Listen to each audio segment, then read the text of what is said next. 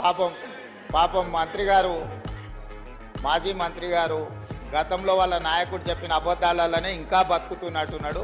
కావాలంటే వారిని తీసుకెళ్తాము. సీతక్క ఆదిలాబాదు జిల్లాలో ఐటీడీఏ ప్రాంతంలో ఉన్న గూడాలల్ల నీళ్ళ విషయం, కరెంటు విషయం వారిని ప్రత్యేకంగా తీసుకెళ్ళండి. అన్ని గ్రామ పంచాయతీలను తీర్మానాలు చేసి తెప్పించినాము. 7 లక్షల ఆవాసాలకి ఇంతవరకు మీరు నీళ్ళు ఇవ్వలేదు. ఇప్పటికే ప్రాథమికంగా మాకు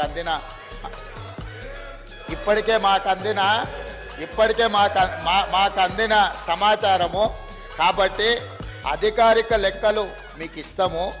ఎందుకంటే మీరు తప్పులు చేసి ఆ చేసిన తప్పులను ప్రజలు గుర్తించి ప్రజల్ని మిమ్మల్ని శిక్షించినా కూడా మీరు మారడం లేదు.